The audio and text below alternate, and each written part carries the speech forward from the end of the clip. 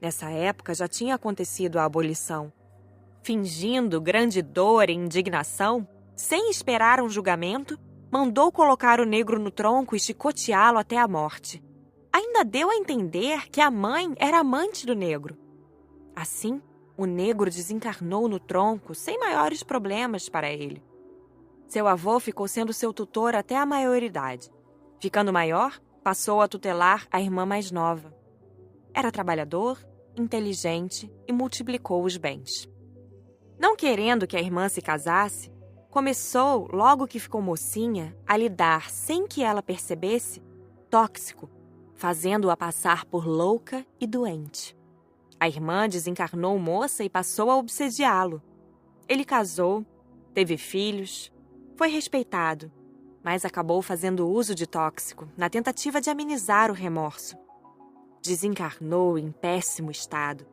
A irmã o perseguiu por anos. Depois, o remorso destrutivo danificou seu cérebro, que fora perfeito. Reencarnou como vocês agora veem. Centraliza no corpo os fluidos negativos que ele mesmo criou. Olhamos os deficientes com profundo amor e carinho. Seus sorrisos simples, seus modos frágeis fazem com que tenhamos vontade de abraçá-los. Fizemos isso. Passamos-lhes alegria. Nada é eterno e nem a reação é infinita. Tudo se renova. O tempo passa, a desencarnação vem. E eles, socorridos e orientados, têm outro reinício. Confesso que me apiedei de todos. Só os imprudentes pensam que nada tem retorno. Ver as pessoas sofrerem as reações, os efeitos, é triste. Se soubessem os encarnados que ninguém faz nada sem retorno, que só anulamos esses efeitos com muito amor e renovação, não cometeriam tantos erros. Depois de termos ficado horas com eles, findou a excursão e retornamos à colônia. Na aula de conclusão, houve muitas perguntas respondidas por Raimundo. Pode-se pedir para reencarnar cego, surdo ou mudo? Indagou Luísa. Pode-se, sim. O Departamento das Reencarnações estuda cada caso. O solicitante recebe orientação e, se quiser a si mesmo, os instrutores verificam se será bom ou não para ele. Só depois de feito um estudo favorável é que ele pode reencarnar com deficiência, porque a maioria das deficiências são as que criamos em nós mesmos pelos nossos erros. Pode-se querer ser deficiente para crescer espiritualmente, progredir? Indagou Ivo. Sim, às vezes um espírito acha que só assim, deficiente na matéria, acordará para o progresso. Mas lembro a eles que deficiência é um sofrimento que fará bem só a si mesmo. Progredir pelo trabalho no bem, pela transformação interior, é muito mais meritório. Mas há pessoas que conciliam a deficiência com a transformação interior e se dão muito bem. Normalmente, quando isso acontece, conseguem arrastar muitos com o seu exemplo. O que acontece se alguém, sofrendo muito pela reação de más ações, se suicidar? Marcela perguntou. Além de não quitar seu karma negativo, terá ainda sua situação agravada. Ao suicidar-se, encontrará dores piores e não terá seus problemas resolvidos. Conheço, Disse Murilo. um senhor médium que sempre deixa para depois o trabalho no bem, o trabalho com sua mediunidade. Diz não ter chegado ainda a hora de trabalhar, de seguir a doutrina espírita. Tem um karma negativo a anular. O que acontecerá com ele? Não se deve deixar para depois o que se pode e deve fazer hoje, agora. Se ele tem que anular o karma e não o faz, se perder a oportunidade do amor, só restará a dor. Não basta fazer promessas, tem que realizar. Não posso afirmar o que acontecerá com ele. Talvez, se continuar a se recusar a trabalhar com a mediunidade, a dor sábia virá como reação. Vimos um deficiente mental que recorda seu passado e seus erros. Os outros não recordam por quê? Indaguei. Como vimos, cada caso é um caso. Não se pode taxar nada no plano espiritual como regra geral. Este espírito fixou tanto a mente nos seus erros que nem com a reencarnação conseguiu esquecer. O que acontecerá com ele? Quis saber. Desencarnará logo, será atendido e internado num hospital, numa ala própria para irmãos com deficiência mental, e dependerá dele sua recuperação. Depois, como acontece sempre com esses irmãos, porém não é regra, novamente repito, reencarnará outra vez e aí esquecerá tudo. Ele vive as duas existências? Mauro perguntou. Não. Ele vive o que é hoje, mas sua mente confusa recorda a encarnação passada, agravando mais sua deficiência. Tem, no passado, a ideia fixa. É verdade que deficientes mentais são sempre socorridos ao desencarnar por uma equipe especial? Indagou James. Sim, é verdade. São desligados, socorridos em alas próprias de hospitais nas colônias onde se recuperam. Os sofrimentos são sempre reações? Indagou Glória. Como já foi dito, não. Ao pararmos, não querendo progredir, a dor pode nos impulsionar ao progresso. São muitas as vezes em que o sofrimento nos faz voltar ao Pai amoroso, a uma religião, a uma modificação interior. Chegou ao término esse assunto tão fascinante. Eu tinha algumas horas livres. Fui visitar vovó e amigos. Lenita estava à minha espera na escola. Abraçamo-nos carinhosamente. Foi comigo à casa de vovó. Que bom rever os amigos. Vovó e suas amigas me receberam com alegria. Conversamos animadas. Fui também ver minhas violetas. Estavam lindas e floridas. Como é bom ser amada desta forma. Ser lembrada com carinho pelos entes queridos e deles receber incentivos. Estávamos ligados pelo amor verdadeiro, sem egoísmo. As violetas eram o símbolo desse carinho. Beijei suas florezinhas coloridas e mandei um pensamento de gratidão à minha mãe. Falei entusiasmada do curso. Contei-lhes detalhes. Vovó comentou. Ah, Patrícia, se todos fossem como você, se todos os que desencarnam pensassem e agissem como você... A Terra seria um planeta de regeneração. Completei brincando. Passei momentos agradáveis entre amigos. Loucura.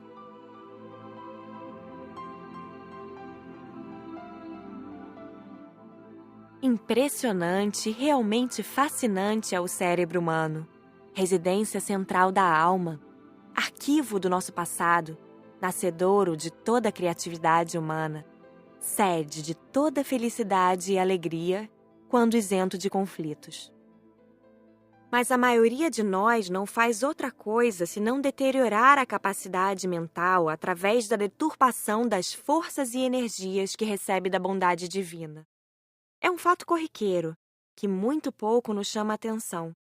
E quando chegamos a vê-lo acontecendo com nossos irmãos, procuramos as causas dessas infelicidades e dores em agentes externos, como as anomalias físicas ou na ignorância de nossos irmãos obsessores. Dificilmente paramos para pensar que o caminhar da natureza cósmica é no sentido do aperfeiçoamento de todas as suas manifestações, incluindo também o homem. Mas quase nunca o homem olha para dentro de si e reconhece que é em si mesmo que reside a fonte de seus próprios males e infortúnios. Meditando sobre esses fatos, iniciei a aula teórica em que estudamos o cérebro humano. Vimos que o cérebro físico é idêntico ao perispiritual. Numa aula difícil, estudamos as partes do cérebro e seus respectivos nomes. Montamos um cérebro de plástico para termos a real ideia de como é formado. Impressionante e maravilhoso é o cérebro humano. Aprendemos os nomes complicados das doenças que o atingem e seus sintomas. Vimos filmes sobre doenças mentais e também sobre doentes. Estudamos e vimos a loucura sem a obsessão. O motivo por que a obsessão é a causa de muitas doenças e loucuras, estudaríamos posteriormente. As doenças mentais são quase todas de origem espiritual. Estão ligadas a um passado cheio de erros. Muitos doentes recordam, total ou parcialmente, de forma confusa, existências anteriores que perturbam o cérebro, e este, predisposto a adoecer pelas muitas maldades que fizeram, não consegue se equilibrar. Recordações do passado não prejudicam pessoas equilibradas e que já quitaram suas dívidas ou o karma negativo. Tivemos uma aula interessante na qual aprendemos a nos concentrar em outras mentes e saber o que estão pensando ou o que está se passando. Aprendemos para ajudar. Só podemos ler com a permissão de quem estamos pesquisando, ou quando este está muito necessitado de ajuda. A mente perturbada é fácil de ler, porque seus pensamentos estão fixos em determinado assunto. Claro que só com essas aulas não iríamos sair lendo pensamentos, mas era um início. Para desenvolver esse processo com perfeição, leva-se tempo e é necessário prática. Este estudo serviria apenas para ler os pensamentos dos doentes e ajudá-los. Temos que nos concentrar na mente do outro e o que ele pensa vem à nossa mente. No começo, líamos de forma incerta, pedaços somente. Depois, com o treino, fomos nos aperfeiçoando. De desencarnado para desencarnado é mais fácil. Depois, aprendi a ler a mente dos encarnados, mas só faço isso para uma ajuda, nunca por curiosidade. Depois, como já disse, a mente perturbada é mais fácil. Em doentes mentais, os pensamentos são sempre muito confusos. Na aula prática, fomos ao Hospital da Colônia. Os doentes perturbados ficam no hospital em alas separadas. Dentro dessas alas ainda são isolados, dependendo de seu estado. Esses socorridos, é claro, não estavam obsediados, mas muitos tinham sido quando encarnados. Visitamos primeiramente os que se encontravam já em recuperação. A enfermaria é grande, com muitas janelas, leitos, cadeiras, algumas mesas com flores, quadros na parede e cortinas nas janelas. Era uma enfermaria feminina. As doentes usam roupas brancas, vestidos ou conjuntos de calças compridas e camisas. A primeira impressão que se tem é que estão bem, não têm dores, mas em algumas os olhos são um tanto parados, em outras inquietos. Umas falam muito, outras são quietas. Receberam-nos bem, gostam de conversar e falar de seus problemas. Recebemos orientação e permissão para tentar pôr em prática o que aprendemos sobre a leitura da mente. Fomos até lá para conversar com as doentes, tentar ajudá-las com conselhos, dar passes e convidá-las a orar conosco. Fui conversar com uma mocinha que parecia estar com 15 anos, mas tinha 23. Você quer me escutar mesmo? Interrogou-me. Posso contar minha vida a você? Claro que pode. Fale o que quiser, respondi. Eu era uma boa moça, ou todos pensavam que era. Honesta e trabalhadeira, ajudava minha mãe viúva a costurar para as freguesas. Me comportava um tanto estranha, maníaca, mas nada sério. Tinha 22 anos, não arrumava namorado e acabei apaixonada por um homem casado, passando a me encontrar com ele às escondidas. Fiquei grávida. Ele não queria nada comigo, arrumou e pagou para que eu fizesse aborto. Temendo os comentários maldosos e minha mãe, fiz o aborto. Ninguém ficou sabendo, mas depois desse gesto eu fiquei doente. Me tornei louca e fui internada num sanatório, onde desencarnei após um tratamento de choque. Sofri muito. Fui perseguida por um espírito inimigo de outra existência. Esse espírito, tentando se reconciliar, ia nascer como meu filho e eu o abortei. Não me perdoou. O ódio voltou mais intenso e me perseguiu pelo umbral. Depois de algum tempo, fui socorrida. Agora estou bem. Observando-a, vi que ela fora um espírito endividado, que na encarnação anterior a esta, errou muito, e quando desencarnou, sofreu muito no umbral e acabou perturbada. Fez um tratamento e reencarnou. Na vida física, após novo erro com o aborto, seu cérebro desarmonizou-se e o obsessor conseguiu deixá-la doente. Se não errasse nesta, não iria adoecer. Assim, vimos casos em que os obsessores esperam uma oportunidade, como novos erros, desequilíbrio sentimental, uma dor como a da desencarnação de entes queridos que baixa a vibração, para poder atuar. Esses doentes gostam tanto de atenção que às vezes querem nos narrar tudo de novo. Querem que fiquemos perto e lhes dediquemos atenção. A moça agarrou a minha mão. Me deixe ficar mais perto de você. Me sinto bem. Deixe. Naquela hora, ninguém estava no leito. Isabel, assim se chama, e eu estávamos sentadas nas cadeiras perto de sua cama. Alguns colegas meus e alguns doentes saíram para o pátio defronte à enfermaria, que tem muitos canteiros floridos. Apiedei-me dela e a convidei a ir comigo conversar com uma senhora que há tempo nos olhava sorrindo. Fomos. Isabel ficou quieta, só escutando, mas não largou a minha mão. Após os cumprimentos, a senhora pôs-se a falar. Filha, estou doente, mas não sou louca como dizem. Engraçado. Aqui não me chamam de louca, mas no outro lugar sim. Referia-se ao período de encarnação. Sou uma baronesa. Falo e ninguém acredita. Tenho casa grande, bonita, empregados e escravos, mas moro nesta tapera feia, com pessoas que dizem ser meus parentes. Tenho roupas bonitas e visto-me assim, com as feias. Já nem sei quem sou. Sou Maria ou Carmela? Que confusão! Quem você acha que sou? Falava, mas não esperava a resposta. Sou as duas ou nenhuma. Dizem que fui Carmela, morri, ou desencarnei e nasci, ou reencarnei como Maria. Mas todos são um só. Por que sou duas? Queria ser Carmela, que se vestia bem, alimentava-se bem, era bonita e rica. Não gostava de negro? Indaguei. Maria é negra. Não, tenho horror, são sujos e burros.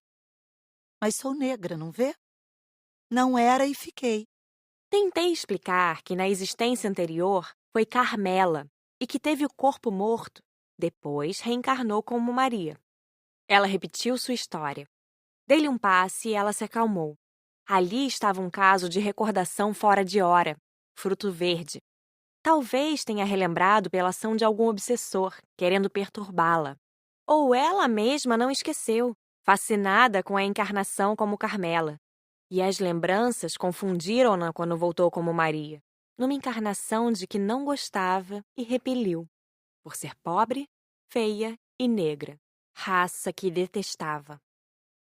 Íamos para outra enfermaria. Isabel me soltou chorando e querendo que prometesse voltar para a vila. Disse-lhe que faria o possível. Tinha pouco tempo livre e precisava fazer coincidir meu horário livre com o da visita. Quando terminou o curso, fui revê-la. Já estava bem melhor. Sorriu ao me ver. Conversamos muito. Queria reencarnar. Havia pedido, mas os instrutores disseram que ela tinha que ficar mais tempo no plano espiritual. Convidaram-na para estudar. Incentivei-a. Isabel é analfabeta. Falei da escola com carinho. Ela ficou entusiasmada. Lá, ela aprenderia o evangelho, a moral cristã que muito lhe fariam bem. Essas enfermarias que vimos são de doentes que, encarnados, tiveram anomalias mentais. No plano espiritual, há muitas enfermarias de doentes que, encarnados, foram sadios e, ao desencarnarem, perturbaram-se com o sofrimento ou o remorso. Fomos a uma enfermaria masculina. Quando entramos, um senhor me olhou fixamente e disse: É você? Assustei-me e Frederico foi até ele. Ela o quê? É linda. Zé me disse baixinho. Aí, Patrícia, fazendo sucesso até por aqui. Frederico ficou conversando com ele, que enquanto estivemos lá, olhou muito para mim. Outro fato interessante aconteceu nessa enfermaria. Um doente confundiu Nair com outra pessoa que fora sua amiga. Pegou em sua mão e não soltava. Frederico e Raimundo tiveram de prostrá-lo com um passe para que largasse a mão dela. Foi conversar com um velhinho. Após os cumprimentos, começou a falar. Fui um caçador. Morava perto de uma pequena floresta. Atirava bem. Um dia, por acidente, matei um outro caçador. Temendo as consequências, coloquei a arma na mão dele, como se ela tivesse disparado. Deu certo, e o fato foi dado como acidente ou suicídio. Passados uns anos, minha filha queria casar com um sujeito mau, vagabundo e cínico. Sem ninguém saber, marquei uma caçada com ele, dizendo que era para conversarmos sossegados. Atirei nele e fiz como da outra vez.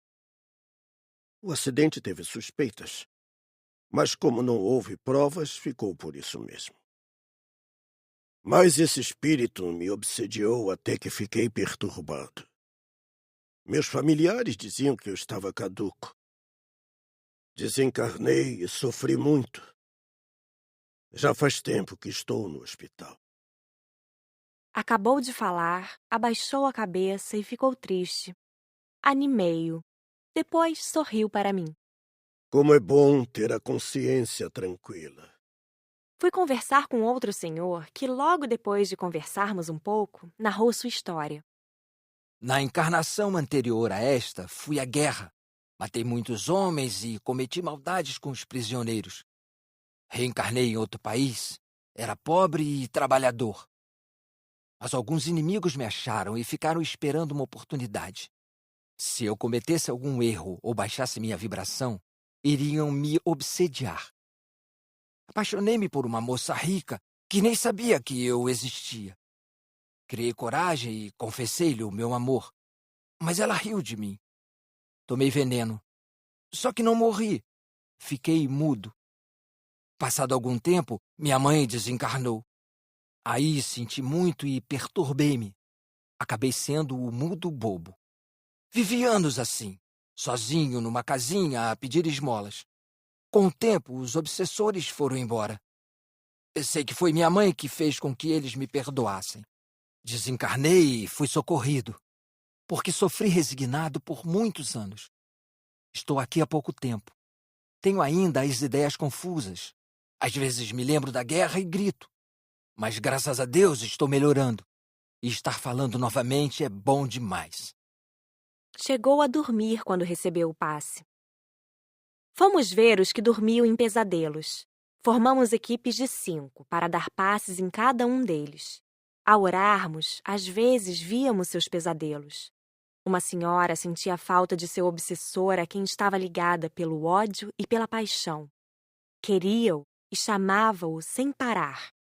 Um enfermeiro nos disse que o espírito que a obsediara ficou no umbral. Não quis socorro. Ele sente chamá-lo? Indagou Laís ao enfermeiro. Não, a distância é grande e as vibrações muito diferentes. Lemos os pesadelos de um senhor que teve a tara do sexo e, para se satisfazer, matou 2 crianças.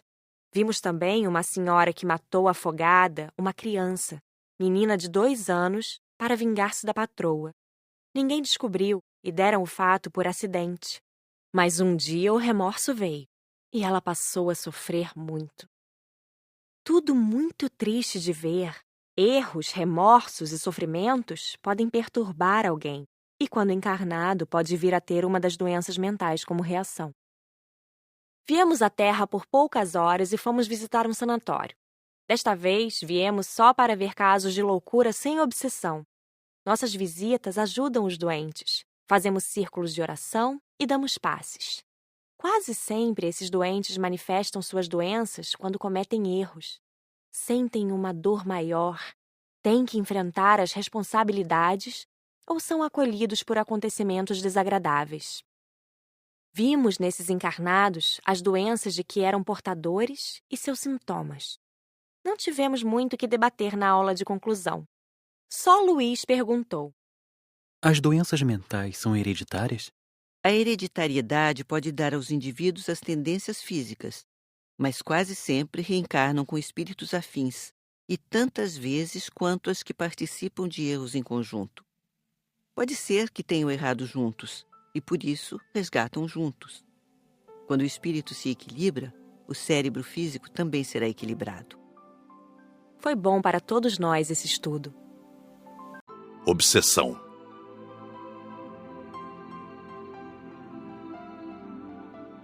Viver em paz consigo mesmo é fonte perene de alegria e felicidade. Mas quando me foi dado conhecer pessoalmente o trabalho de recuperação de obsessores e obsediados, Uma tristeza tão profunda me atingiu que pareceu partir todo o meu ser ao ver o estado lamentável em que ficam credores e devedores, verdadeiros atores representantes do ódio, a destruírem-se mutuamente. Constrangedora e até dolorosa a influência negativa exercida por esses irmãos, ainda fixados no egoísmo quase absoluto.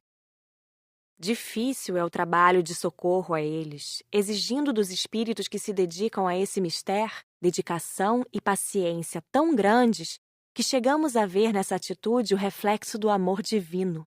Amor sem fronteiras, vencedor do tempo e do espaço, na busca da recuperação de seus filhos.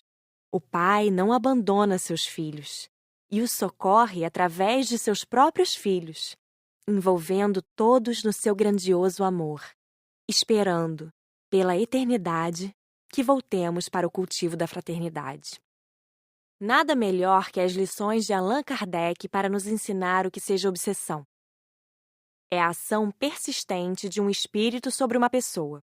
Apresenta características diversas, desde a simples influência de ordem moral até a completa perturbação do organismo e das faculdades mentais. As piores obsessões são as de ação vingativa. Normalmente, o obsessor e o obsediado se relacionaram em existências anteriores. A obsessão, a subjugação e a possessão levam muitos à loucura.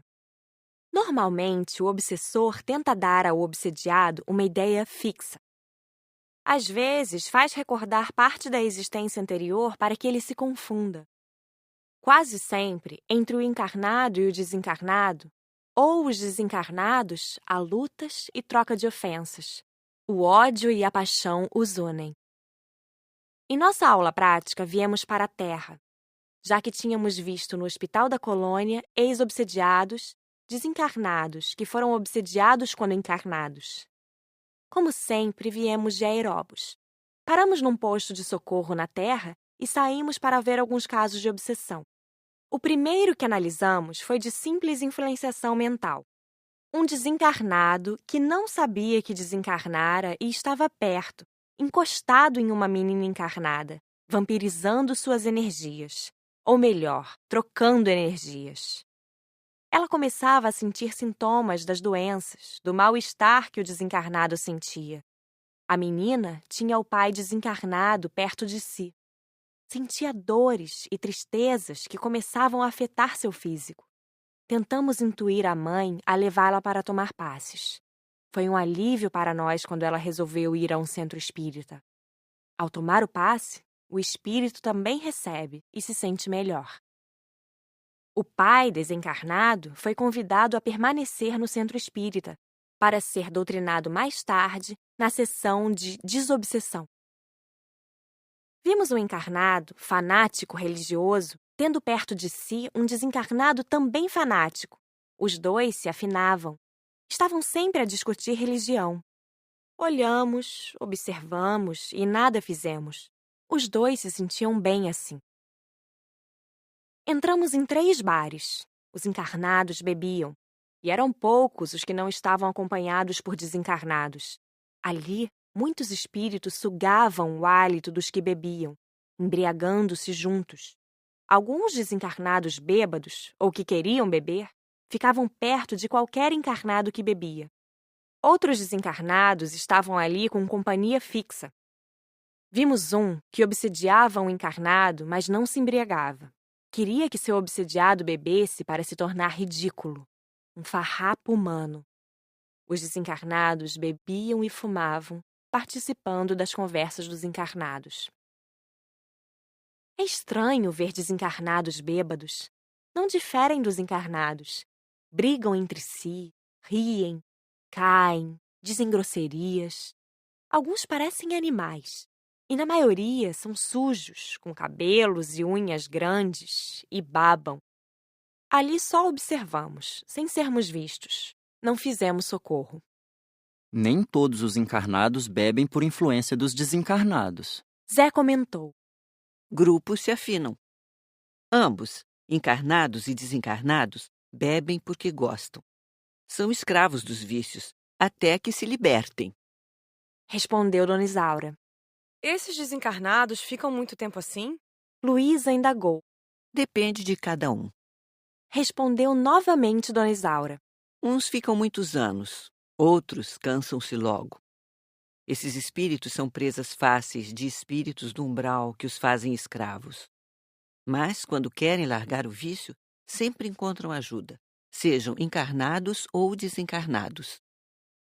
Fomos ver um grupo se drogando. Eram 8 encarnados, só 2 adultos, e os 6 jovens já estavam dopados. Tive dó.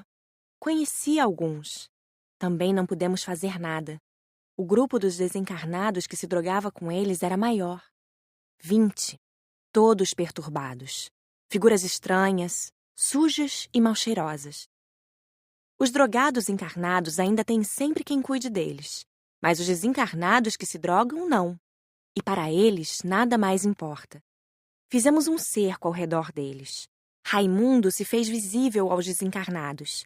Irradiou grande luz que, por momentos, os tonteou. Temeram, tentaram fugir, mas não conseguiram. Raimundo falou com eles. Convidou-os a uma libertação, a um tratamento. Eles, após o susto, escutaram quietos, mas com risos cínicos. Quando Raimundo acabou de falar, eles vaiaram. Nenhum se interessou em mudar. Já tínhamos observado bastante e fomos embora, deixando todos drogados. Fomos a um centro espírita, numa sessão de desobsessão. Ali estavam 3 obsediados com seus acompanhantes. O primeiro caso, o mais simples, era de uma senhora que estava acompanhada por sua irmã, que não sabia ter desencarnado. O fato de desencarnar e ficar com familiares é comum e também fácil de resolver, porque basta fazer o desencarnado entender seu estado e levá-lo para um socorro. Há casos em que o desencarnado volta, mas normalmente o problema é resolvido facilmente no centro espírita. Se a obsediada não tivesse vindo ao centro espírita, o que aconteceria? Indagou Terezinha. O desencarnado acabaria por entender seu estado, ou clamaria por auxílio, ou sairia a vagar. Situações assim normalmente não duram muito, embora provoquem muitos transtornos. Respondeu Frederico. O segundo caso era de uma moça cujo obsessor era um apaixonado, desprezado na existência anterior e que agora a obsediava. Não queria que ela fosse feliz nem arrumasse namorado. Também não foi difícil de resolver. Incorporado, recebeu orientação, sendo levado a um posto de socorro para se tratar. O terceiro caso, mais difícil, só seria resolvido após um tratamento com passes e com a desobsessão dirigida aos 2. Juntos há tempos, estavam tão unidos que não se podia afastá-los sem um preparo. Os 2 estavam sendo orientados. O centro espírita é, sem dúvida, um posto de socorro para os espíritos encarnados e desencarnados doentes. Um amparo a todos os que sofrem. Amo de forma especial os centros espíritas ativos no bem e dou graças por ter conhecido, quando encarnada, o espiritismo. Fomos para o sanatório. Ficamos alojados no posto de socorro, no plano espiritual, junto ao hospital material. O posto é muito bonito. Simples, confortável, bem moderno e aparelhado. A equipe dos desencarnados de lá auxilia também os encarnados doentes. Ali ficamos 4 dias. Chegamos à noite e fomos descansar. No dia seguinte, cedinho, fomos ao salão e fizemos orações, pedindo ao Pai a compreensão para ajudar com sabedoria. Muitos dos internos estavam obsediados. Quando chegam a ponto de ficar doentes mentais, é porque a obsessão existe há bastante tempo. E obsessões de muito tempo quase sempre danificam o físico. Os doentes necessitam de tratamento para a matéria. Observamos também que muitos desencarnados, obsessores, estavam igualmente perturbados. Doentes também. Muitas das obsessões eram por vingança e cobrança. Pusemo-nos a trabalhar. Separamo-nos em grupos de 3 a 5, para ajudar um de cada vez. Quando essas excursões vêm a hospitais e sanatórios, os encarnados que cuidam dos doentes sempre comentam: "Que paz há por aqui! Esses dias estão tranquilos." Ajudaríamos nesses dias os encarnados enfermos, os enfermeiros, os médicos, enfim, todos os que lá trabalham.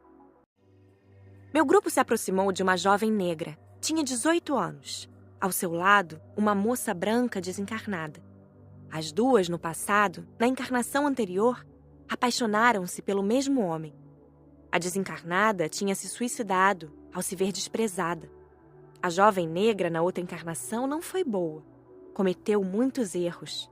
Reencarnou com vontade de acertar e é honesta. Apaixonou-se novamente pelo amor do passado. A outra, desencarnada, não quis e não quer ver os dois juntos. Interferiu de tal forma, obsediando a rival, que esta ficou perturbada e foi internada no sanatório. O rapaz casou-se com outra.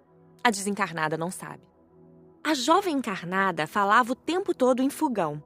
Ora ela era um fogão, e quando falava isso, a desencarnada ria, gargalhando. Ora falava que ganhou um fogão, que a cama era um fogão.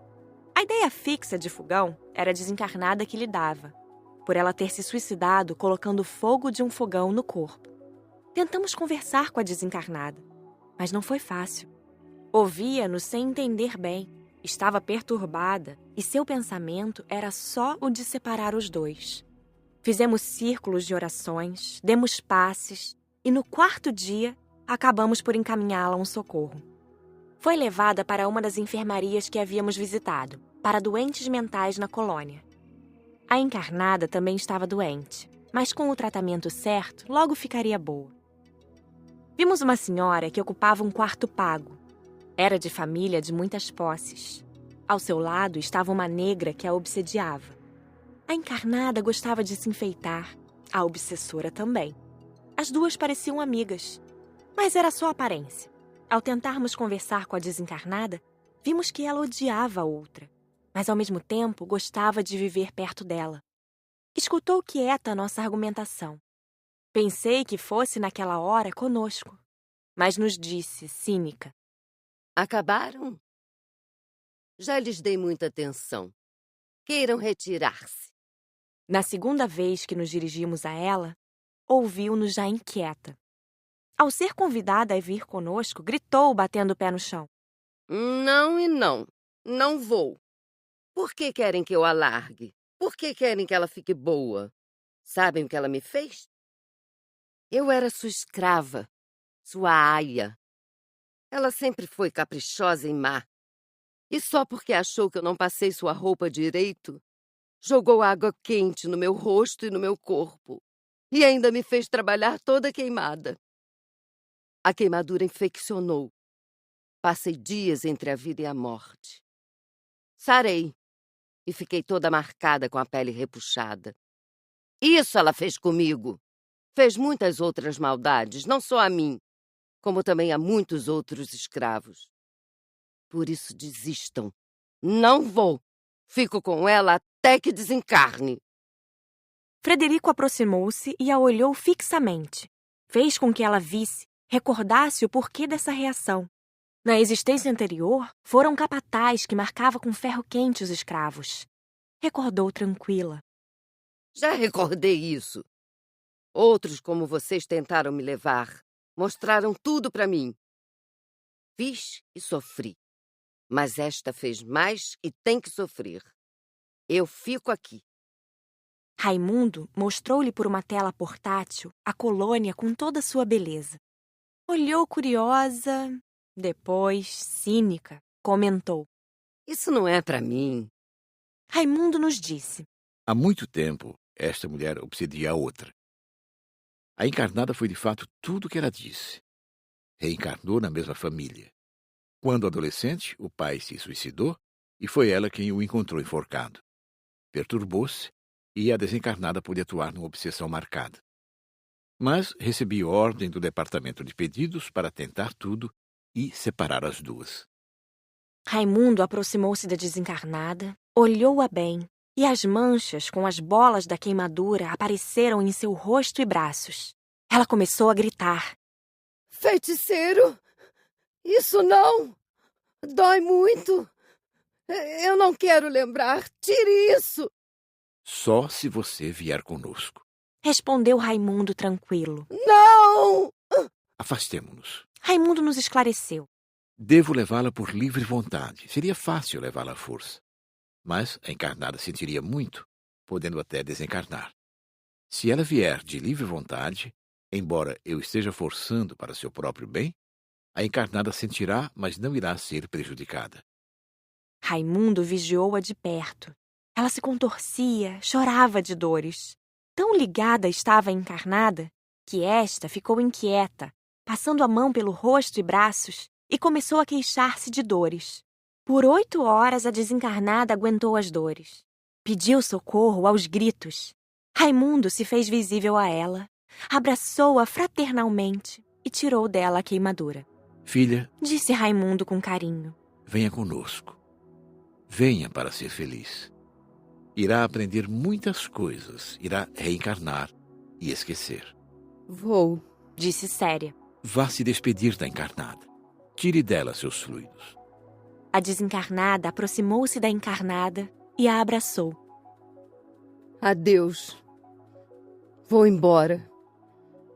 Deixo você sozinha.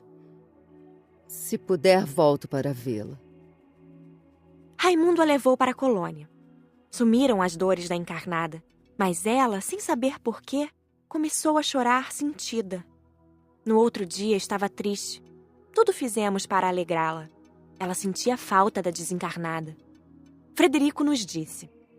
Ela não era só obsediada. Tem uma lesão no cérebro que se agravou ao ver o pai morto daquela forma. Agora, sem a obsessão, ela melhorará, mas não irá sarar.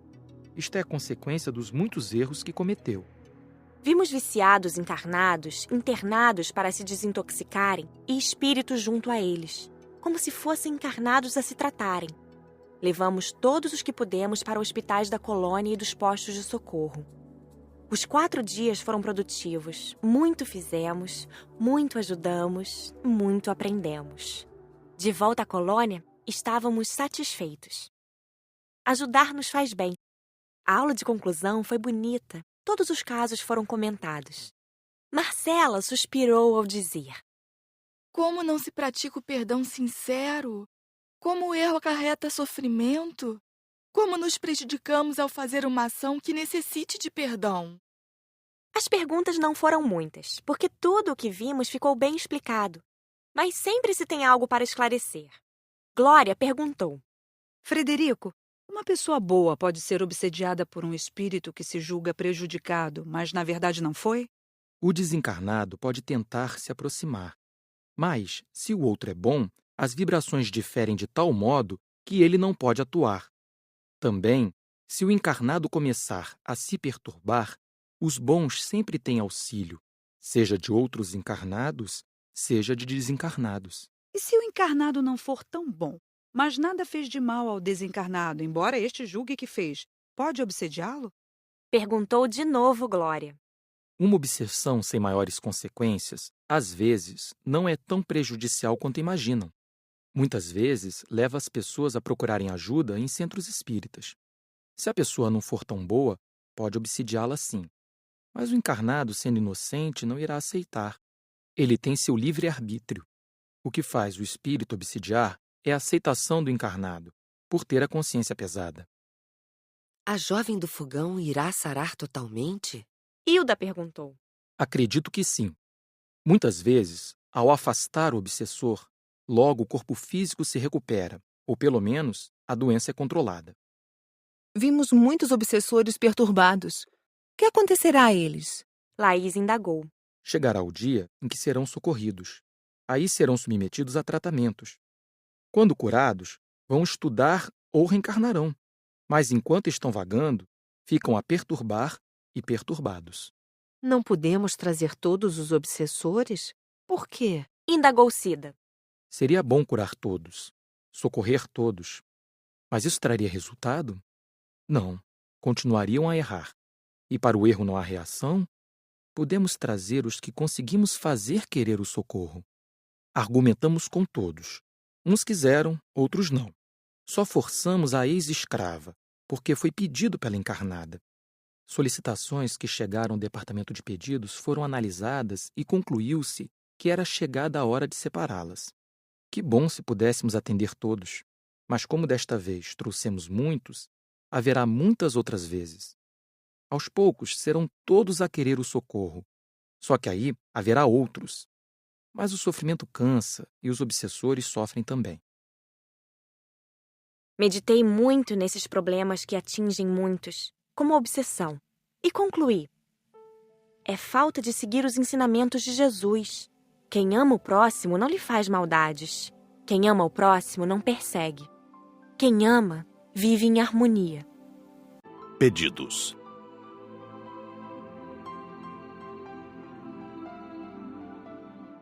A aula teórica foi pequena.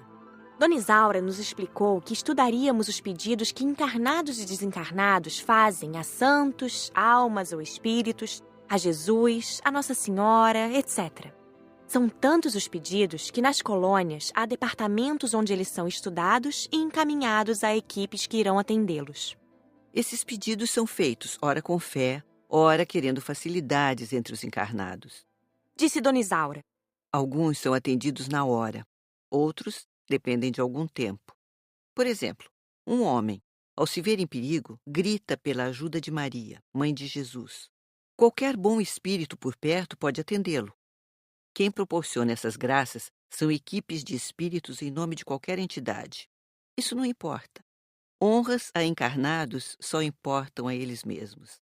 A nós, trabalhadores do bem desencarnados, só importa o bem que fazemos. Fazer promessas é errado? Indagou Glória. Muitos fazem de boa fé, mas já é tempo de se entender que não se podem trocar bens materiais por favores espirituais. É muito mesquinho. Você faz isso que eu faço aquilo. Pode-se pedir, mas sabendo que, se for atendido, não precisará dar nada em troca. Bastará agradecer. O que é certo pedir? Ivo perguntou. O mais certo é fazer por si mesmo. Mas pode-se pedir para melhorar, para ter paciência, ter forças, sabedoria, para trocar vícios por virtudes. Isso é mais viável. Muitas pessoas fazem promessas. Disse Joaquim. Minha mãe fez uma para eu cumprir, mas desencarnei e não a realizei. Ela achou por isso que eu estava no inferno. Sofria e transmitia a mim a sua agonia. O padre aconselhou que ela mesma cumprisse. Minha mãe cumpriu e me deu sossego. Senti muito quando ela me imaginava no inferno. O não cumprimento do que se prometeu incomoda a si mesmo. Conheço pessoas que desencarnam e não têm sossego. Ficam a vagar com aflição por não terem cumprido uma promessa. Outros não cumpriram e até se esqueceram. Socorridos, ao lembrar, aprendem que esse fato não interfere no auxílio quando desencarnam. Bons espíritos não cobram. É nosso costume cobrar de nós mesmos. Mas, já que prometemos, trocamos favores, recebemos ajuda do outro, é honesto cumprir. Não se pode prometer algo para o outro cumprir. Não somos responsáveis pelos pedidos e promessas de outros. Quando os terráqueos evoluírem mais, não haverá promessas. Há os que fazem promessas cujo cumprimento é a melhor interior? Lauro perguntou. Bem poucos. Prometem muito e, às vezes, coisas muito difíceis de cumprir. Raramente fazem promessas para melhorar, deixar um vício. Na aula prática, fomos conhecer o departamento de pedidos. Não são iguais, variam muito de uma colônia para outra. Nas colônias grandes ou nas que ficam próximas de onde, no plano físico, há romarias, esses departamentos são grandes. Na colônia de São Sebastião, o departamento de pedidos está localizado dentro do prédio das religiões. Tem 4 salas grandes. A primeira ocupa-se com pedidos de desencarnados. Sem a roupagem física, pede-se bem menos. Não se fazem promessas, mas educa-se para a gratidão. Lá nessa sala, chegam pedidos de desencarnados da colônia e postos de socorro. São solicitações para mudar de trabalho, de moradia e muitas para ajudar entes queridos, desencarnados ou encarnados. As outras 3 salas se destinam a atender pedidos de encarnados. Na primeira, são separados e encaminhados para as outras 2, a fim de serem analisados. Depois, voltam à sala de origem para serem encaminhados aos socorristas ou aos espíritos que trabalham nesse departamento. Isto é, são separados os que poderão ser atendidos. Não há muitos pedidos sem promessas. Por isso, a segunda sala é pequena. Nela são analisados os apelos conscientes, sem promessas. Muitos são atendidos. Essa sala é muito agradável. Tem lindos quadros na parede. Todo o departamento é pintado de amarelo claro e tem como enfeites muitos vasos de flores. A terceira sala, bem grande e com várias mesas, é para os que pedem com promessas. Os pedidos são ali separados e as mesas têm plaquinhas com nomes de santos, de Jesus, de almas. Os dirigidos à Virgem Maria são numerosos. Depois fazem a separação em viáveis e inviáveis. Os considerados inviáveis não serão atendidos, como os casos de pedidos para chover ou não chover, para a vitória de times esportivos, para ganhar na loteria, etc. Os viáveis são os que podem ser atendidos, em parte ou totalmente. Nesse caso, os pedintes recebem a visita dos trabalhadores do departamento, que depois dão o seu parecer final. Se aprovados, os trabalhadores atendem e a pessoa obtém a graça. Aí resta ao pedinte cumprir o prometido. Tudo consta de fichas bem organizadas. Nelas há o nome de quem pede, o endereço e o que se pretende. Quando a solicitação é feita, os do departamento anotam. Por exemplo, se a pessoa pede em uma igreja, um trabalhador registra e leva o pedido para o local próprio. Mas há solicitações que vêm direto ao departamento. O pensamento age à maneira de um telefone, como se o pedinte, com fé, assim se comunicasse. Não é com todas as pessoas que ocorre esse fato, mas basta ter fé para que aconteça. Duvidar é cortar a ligação. Por isso é que muitos convocam as pessoas que consideram boas, que têm fé, para orar por eles. Disse Zé. Em sua maioria, os pedidos têm origem em locais como igrejas, cemitérios, nos próprios lares, etc. São anotados e levados ao departamento. E isso é feito não só pelos que lá trabalham, mas também por qualquer espírito do bem. E às vezes são espíritos familiares ou trabalhadores de qualquer outro setor. Nos cemitérios, os socorristas de lá mesmo é que tomam nota. Estávamos curiosos e observando tudo quando um orientador da casa nos disse gentilmente: Podem ler os pedidos, mas façam o favor de os colocar depois no mesmo lugar. Admirei-me da quantidade. Peguei alguns que estavam como viáveis. Eram pedidos de cura, para largar de fumar, para aceitar o filho que não conseguia amar. Ali estavam também anotadas sugestões para os socorristas. A ficha da mãe, pedindo a Nossa Senhora que a ajudasse a amar o filho, foi analisada. E viram que mãe e filho foram inimigos no passado e que nesta encarnação estavam juntos para se reconciliar. A ajuda consistia em conversar com ela enquanto o corpo dormia e fazê-la entender a necessidade de aceitar o filho. Envolvê-la em pensamentos diários durante 6 meses, incentivando-a ao perdão e ao carinho. Dará certo? Indaguei a um trabalhador mostrando a ficha. Creio que sim. Dependerá de que ela aceite nossas orientações. Pede-se muito, e a pilha de solicitações inviáveis era grande. Peguei algumas para ler.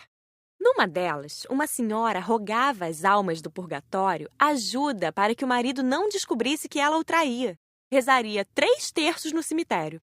Em outra, um rapaz pedia a Santo Antônio que o ajudasse a se casar com uma moça rica e bonita. Iria à missa 1 vez por mês durante toda a vida. Certa moça suplicava à Virgem Maria que a livrasse de estar grávida. Era solteira. Alguns inviáveis eram insistentes, com pedidos a vários santos de uma vez e com promessas incríveis. O orientador do departamento gentilmente nos esclareceu. Respeitamos todas as formas de crenças e todos os pedidos.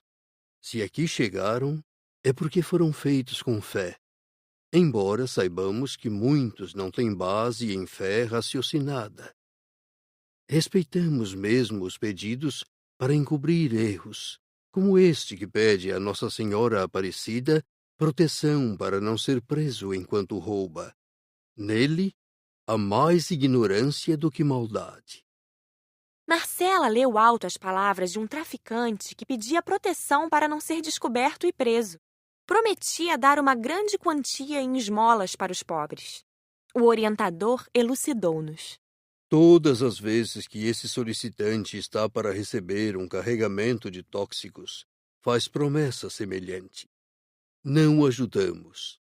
Não podemos auxiliá-lo como deseja. E os acontecimentos ficam à revelia. Há algum tempo promete, e porque não foi preso, paga a promessa. Já tentamos ajudá-lo, incentivando-o a mudar a forma de viver, a deixar de traficar. Mas, infelizmente, não é isso que quer, pois gosta do que faz.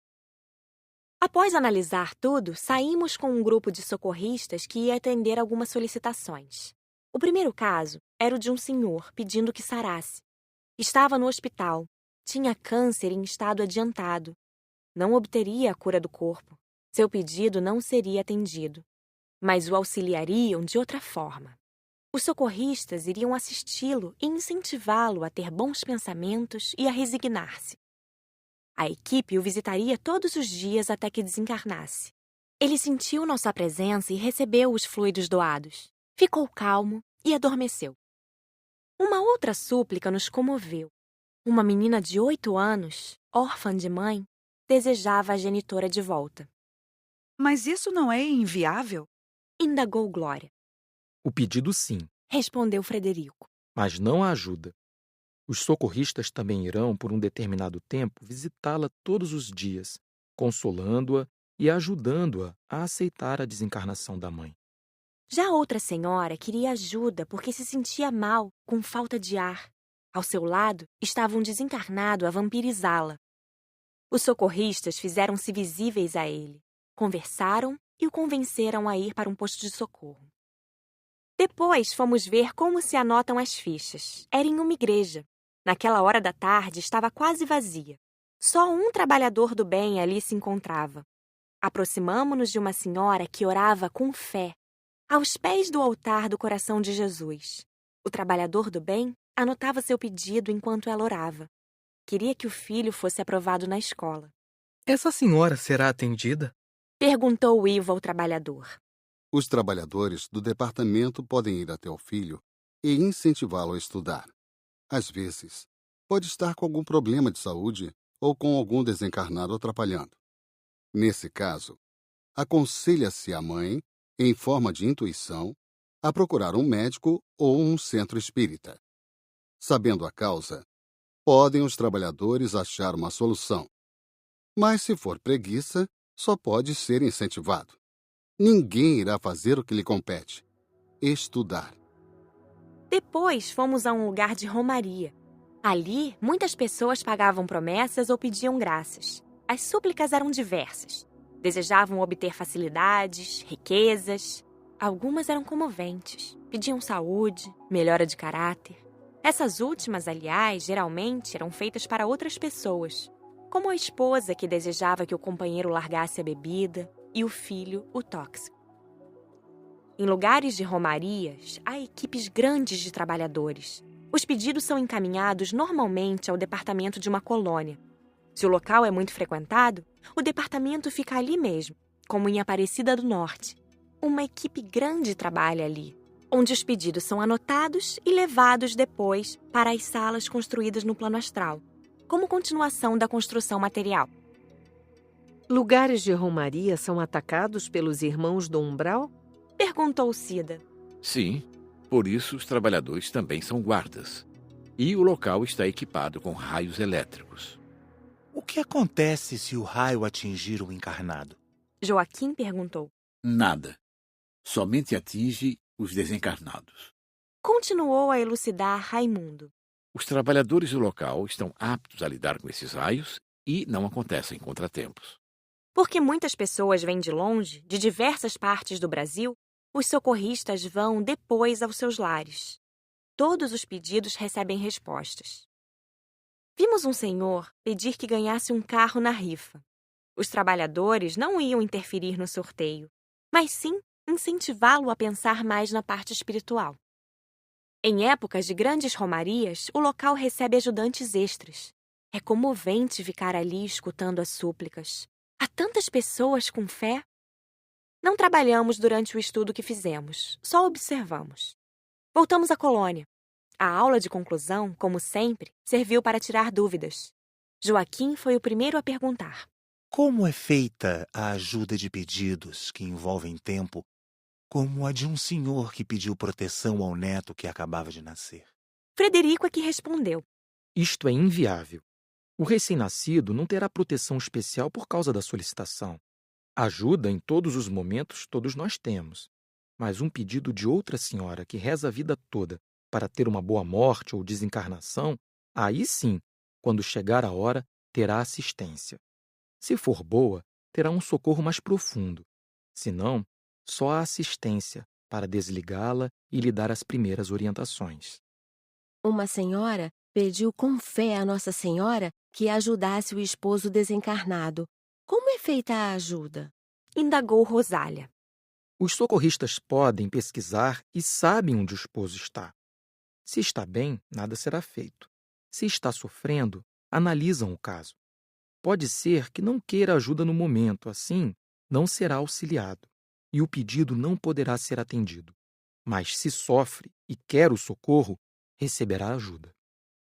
Vimos uma senhora que faz promessas demais por qualquer coisa. O que acontecerá com ela? Ivo perguntou. Age erradamente. Já tentaram instruí-la, orientá-la para que mude. Os pedidos de acontecimento do dia a dia seguem seu curso. Os trabalhadores não podem perder tempo com isso. Vamos desejar que ela mude. Mas se não o fizer, nada acontecerá a ela. Vimos que não age de má fé. Pede-se muito para chover ou não chover, disse Hilda. São todos inviáveis? Sim, todos. Impressionei-me com uma senhora que rogava para morrer, para desencarnar. Disse Lauro. A solicitação é inviável, mas ela receberá ajuda. Vão incentivá-la a querer viver encarnada. Vão tentar que alguém encarnado converse com ela e a ajude. Não desencarnará fora de hora. Não se pode ajudar ninguém a desencarnar assim. Num caso de perigo, o pedido passa pelo departamento? Perguntou Cida. Não. Os bons espíritos que estão por perto tentam ajudar no que for possível. E se não houver ninguém por perto? Cida perguntou novamente. As palavras ficam no ar e podem ser captadas pelos espíritos bons num raio de quilômetros. Pode o pedido ir ao departamento em questão de segundos e o pessoal de lá avisar uma equipe que esteja trabalhando na Terra. Volitando rápido, o socorro acontece imediatamente. Só as súplicas feitas com fé vão para o departamento, não é? Indagou Terezinha. Sim. Vocês nem imaginam o quanto se pede. Mas as que são feitas sem fé não chegam ao departamento. Se alguém fizer promessa e o pedido não for para o departamento, mas acontecer de dar certo, a pessoa tem que cumprir a promessa?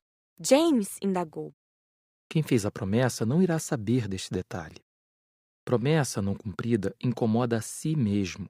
Promessas de pedidos que o pessoal do departamento atende, em nome de Jesus, de Maria, de santos, etc., não interessa se foram cumpridas ou não. Para os trabalhadores, basta fazer o bem, realizar um bom trabalho. Há espíritos que cobram promessas? Marcela indagou. Existem promessas feitas em terreiros a determinados espíritos. Há almas do purgatório. Os que atendem são espíritos ainda não esclarecidos. Prestam ajuda como podem, mas querem receber o pagamento e costumam cobrar.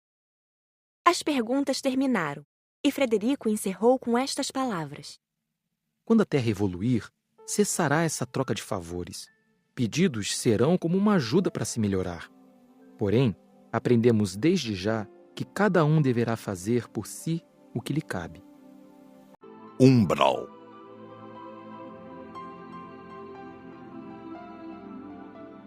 Tínhamos algumas horas livres antes de começar o novo tema de estudo, o umbral.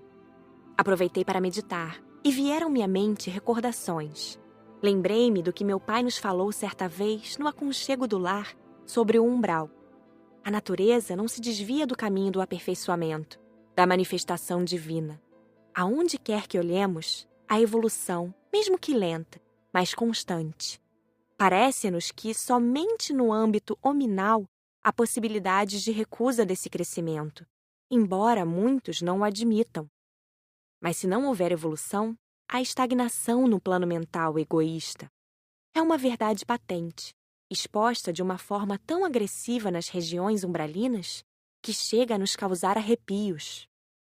Parece ser ali a morada de todas as misérias imagináveis, espíritos que se transformam em farrapos humanos, cultivando entre si a promiscuidade, o medo, a miséria e a exploração feita pelos mais sagazes e violentos. A natureza parece estar sempre carrancuda e revoltada, pois o dia nunca amanhece totalmente, e a penumbra é uma constante. Às vezes, violentas tempestades assolam essas regiões, num esforço supremo de aliviar, limpar acúmulos de miasmas e trevas criados pelo homem profundamente egoísta. Ali se reúnem, numa convivência deprimente, espíritos invigilantes, que na Terra não se preocuparam com o crescimento espiritual, pois se não fizeram o mal, o bem também não realizaram. E dessa maneira criaram débitos, porque quando se pode, deve-se fazer. E nós podemos refletir a luz, a harmonia, a bondade e a fraternidade de Deus. Certamente o umbral não é um lugar agradável. Se a maioria dos encarnados tivesse ideia do que é viver nele, mesmo que por determinado tempo, aproveitaria mais o período da encarnação para aprender, viver no bem e modificar-se interiormente, fazendo-se merecedor das moradas melhores ao desencarnar. Nunca pensei em ver tantas coisas diferentes como as que havia na aula teórica sobre o umbral. Os filmes foram separados por itens. Primeiramente, vimos filmes sobre a vegetação. No umbral, ela é sempre pouca e não é constituída de muitas espécies. A maioria das árvores são retorcidas, com troncos grossos e não muito altas. Em alguns lugares, há vegetação rasteira, que lembra ervas e capins da terra. Servem de alimentação a muitos espíritos que lá vivem. Varia a vegetação pelos muitos pedaços do umbral. Vimos primeiro a da nossa região, depois a do Brasil e, por fim, a do mundo. Depois mostraram os animais, as aves, que também são de poucas espécies, desprovidos de beleza, mas úteis. Vimos as diversas formas de cavernas, grutas e abismos existentes no umbral. Tudo isso existe porque tem quem os habite, disse Dona Isaura. Filmes exibiram os diversos tipos de habitantes do umbral, que podem ser divididos em grupos. Os chefes, que são espíritos inteligentes, normalmente estudiosos de magia, ávidos de domínio, odeiam quase sempre o bem e os bons. São, na maioria, feiticeiros. Normalmente, os grandes chefes têm aparência comum de humanos. Com formas extravagantes, só se apresentam os subchefes e os subordinados. Há os que trabalham com os chefes, membros do grupo, do bando. Muitos dentre eles são também estudiosos, feiticeiros, conhecedores das leis naturais. Obedecem às normas do grupo. Embora considerados livres, não são realmente, pois não abandonam facilmente o bando, recebem castigos por desobediência. Dizem gostar do que são e do modo como vivem.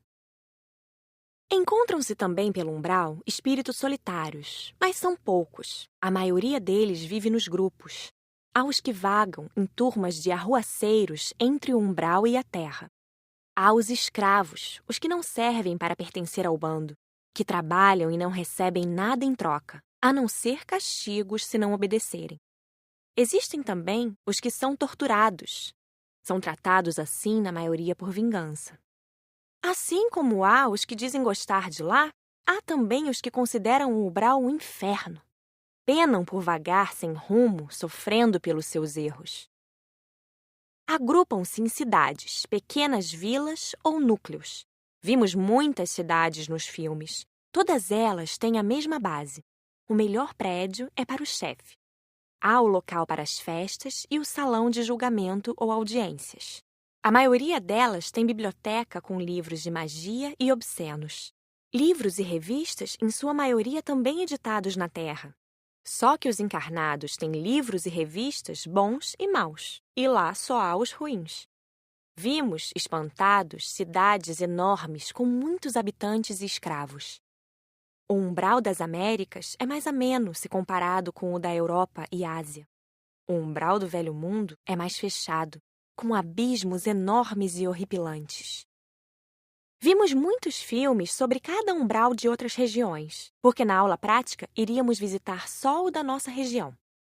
Por que é permitido existirem esses chefes? Perguntou Rosália, impressionada com o poder que eles têm. Todos nós temos nosso livre-arbítrio. Respondeu Raimundo. Somos o que desejamos ser. Tudo nos é permitido, mas nem tudo nos convém. São espíritos ávidos pelo fascínio do poder. Não seria interessante que uma equipe de bons espíritos os doutrinasse? Indagou Rosália novamente. Surgiriam outros. Muitos esperam uma vaga de chefe. Entre eles, sempre há a disputa pela chefia. Só quando apresentam sinais de cansaço é que existe oportunidade de mudança.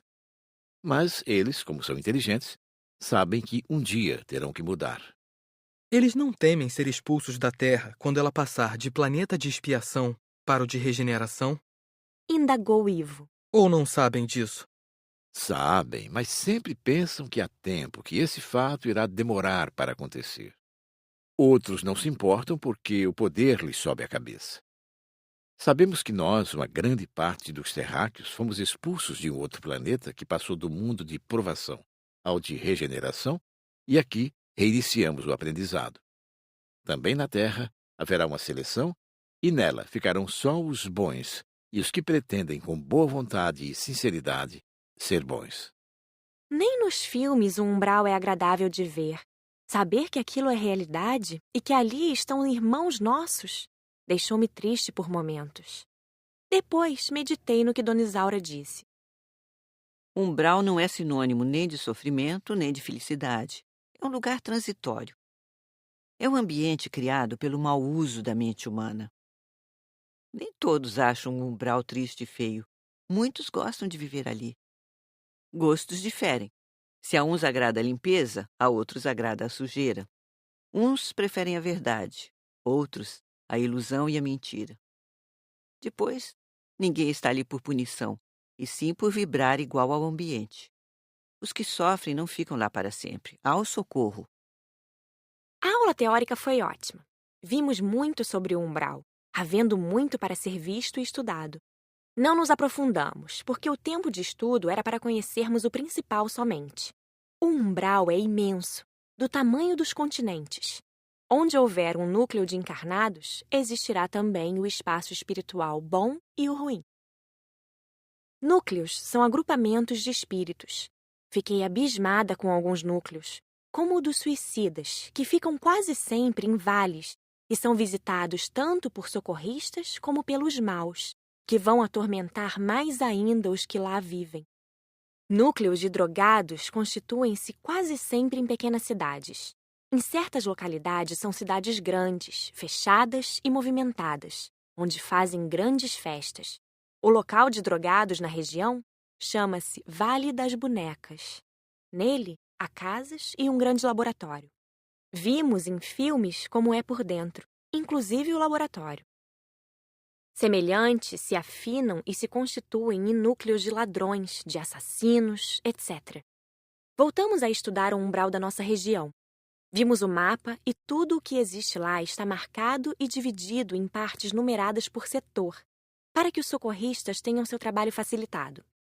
Em nossa região, há uma cidade umbralina de tamanho médio, com muitos núcleos. A maioria deles tem denominação dada por seus habitantes. Algumas são interessantes, outras ridículas ou obscenas. Existe um núcleo de alcoólatras que se chama Barril Grande. Possui algumas casas emendadas umas nas outras. Há o chefe, e ali vivem outros escravos, mas não há torturados. Seus moradores também gostam de vagar entre os encarnados e embriagar-se com eles.